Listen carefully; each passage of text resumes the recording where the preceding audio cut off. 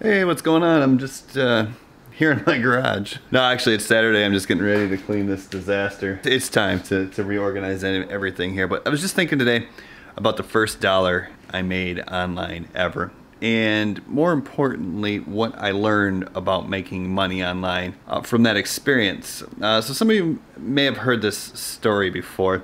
If this is your first time here to the channel, my name is Brian Brewer. I founded MadCam Publishing. I've been an online digital marketer since 2012, and I was able to quit my job and go full-time, which started with affiliate marketing and kind of blossomed from there.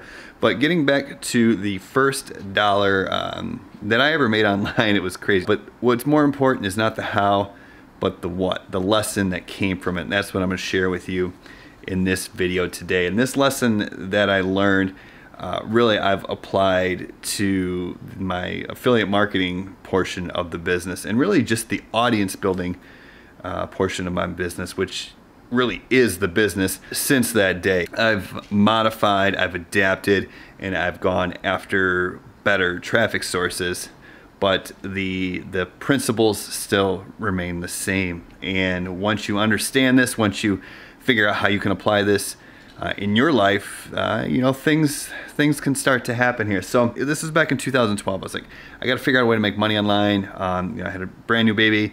I was a waiter. I was working like 60 hours a week, and there was just no way to get out of the struggle I was in. It was like a situation where like I didn't have the money to invest in really starting like quote unquote a proper business or doing Amazon FBA or anything like that.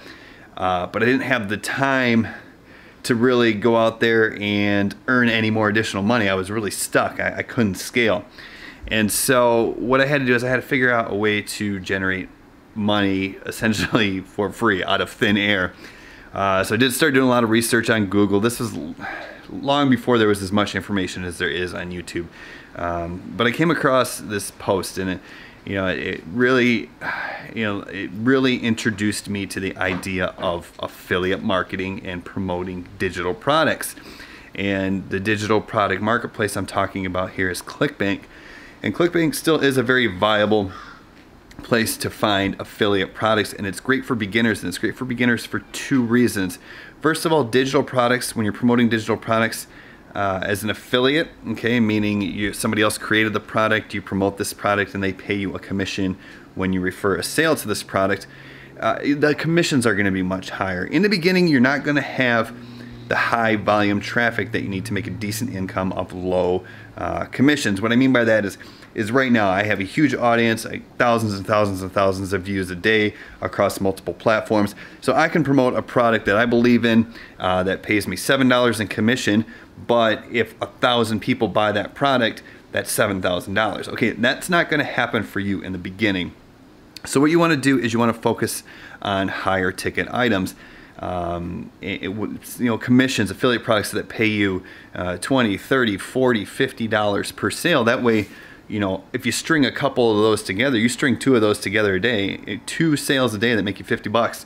That's $100 a day. At that point, you're at least halfway to being able to quit your job, depending on your situation. So that's one reason I like ClickBank. The other reason I like ClickBank is they pretty much accept everyone. You don't really have to get approved or go through some extensive approval process to join ClickBank. You pretty much just put your email address in. I think if you're in the US, you got to do an I-9 or give them your social security number or what have you, and you're good to go. You could start promoting products. So that's kind of where I started. So that's what I decided. I was going to go out there and I was going to promote digital products with ClickBank. Now what I needed traffic, okay? Now we've already established the fact that I didn't have the money to go out there and start paying for ads. So I had to get traffic for free, but I didn't have any resources. I didn't have a YouTube channel.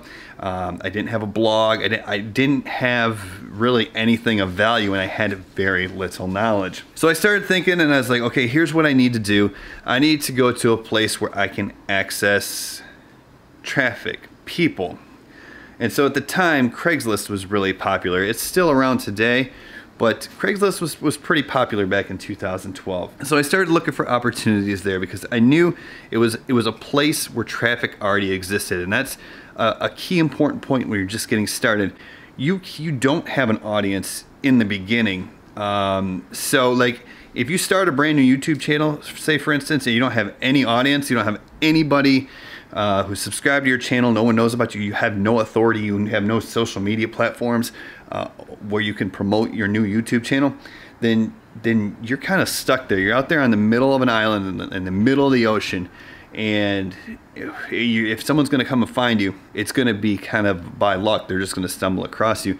That's why you have to, in the beginning, you have to force the issue. So that's why I said to myself, I was like, okay, I got to go out there and I got to go to a place where there's already established traffic where I can just insert my sales message. So that's how I came across Craigslist. I knew people were on Craigslist searching for things. So I went on there and I was like, okay, how am I gonna exploit this traffic opportunity? And then I found something that was very interesting. I went into the gig section and I saw that this is gig section of Craigslist was like where you could hire somebody for an odd job. Like if you need somebody to write an article for your blog, you can go out there and there'd be a bunch of freelance writers out there saying, hey, I'll write a 500-word article for 20 bucks or whatever. It's like, okay, cool, I think I can use this. The other thing I noticed is when you post it in the gig section, the way that the email was handled was a little bit different. Because the gig section was designed more for peer-to-peer versus like business to potential employee. So normally when you post on Craigslist, they kind of code your email. So if someone responds to your post, it goes through the Craigslist exchange, and then the email then technically comes from Craigslist. Where in the gig section, if someone responded to your gig, it would immediately go directly to your email address as the poster. So what I did is I went in, I created a bunch of Gmail accounts, okay? And I went in there and I posted this gig for writing jobs, okay? And what this was is this was a ClickBank affiliate product that sold for like 40 bucks or whatever. That was like essentially a course that taught freelance writers how to get more writing gigs, okay? So I went on there in the writing section of the gigs area of Craigslist, and I put this post on there. Hey, we're looking for experienced freelance writers who want to make $100 a day or what have you. Please respond to us and see the opportunities that we have available. So they would respond to this post, and then I would use Google's or Gmail's vacation responder to send them back an automated message, because at this time I couldn't even afford an autoresponder. So what it would do is then send this email back to the person who is applying for this job and say, hey, we don't have any gigs right now. If you want to take our training program to help you learn how to get more gigs, go ahead and purchase this product, and there'd be an affiliate link to this ClickBank product that taught people how to get more gigs. Would I still do this now? No, absolutely not. Would it even still work? No, Craigslist changed the way they handle the emails. But the thing is at the time it was the best I could do, and I had to get creative. And my situation, I guess, it's not like I was in a terrible situation, but I guess I was more desperate at the time. So the point of the story, I guess, is really what we have to understand here is you have to go out there and find places where traffic exists and people are searching for a solution to their problem. Okay, so that's, I mentioned YouTube as an opportunity. YouTube is a search engine where people go when they have a problem and they need a problem solved. So I went onto YouTube and started creating tutorials to help people just like you. Okay, traffic already exists on YouTube. Okay, it's much easier to go on YouTube and get yourself in front of that traffic with your message and your offer than it is to go onto a place like Facebook and start paying for ads. Because while Facebook advertising will work, Facebook advertising is a very powerful tool, there's a lot of nuances there. You really have to get yourself in front of people who are not expecting to hear your message and may not be familiar with you. Then you have to kind of pique their interest and entice them. Then you have to bring them in and get them to know you, like you, and trust you, build rapport with them. Then at that point, then you have an offer you present to them, and hopefully they buy it from you. Now that's an oversimplified version of how Facebook advertising works when you're targeting cold traffic, but that's the general idea. See, a lot of nuances. Where instead it's much easier, especially as a beginner, to go to a place like YouTube where people are searching for whatever. Now I mentioned if you're just starting a YouTube channel and you post out there, then you're kind of on an island in the middle of the ocean. That's why it's not good enough just to create the content. You have to leverage other traffic sources. So if you post this on YouTube, you have to go into other areas where there is already targeted traffic to promote your YouTube channel.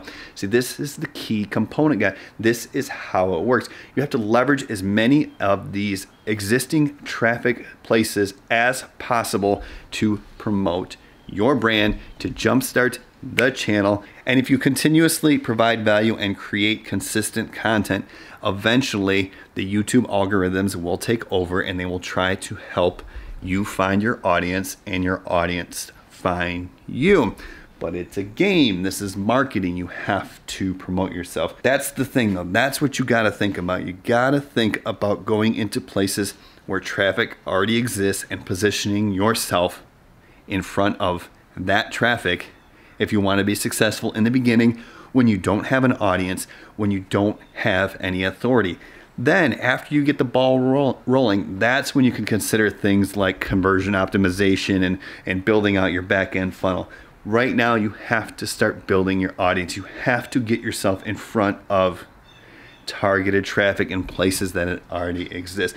Guys, I've said this before, I'll say this again. The life you want, the freedom you want, the income goals you want to achieve will all be fueled by the audience that you build. Guys, I hope this was helpful. If you want to learn more about building your audience, leveraging free traffic sources, go ahead and check out the link in the description below. It's Influencer Training Academy. I created it just for beginners like you. It's amazing, it's affordable, but most importantly, subscribe to this channel so I can help you out even more. Have a great day.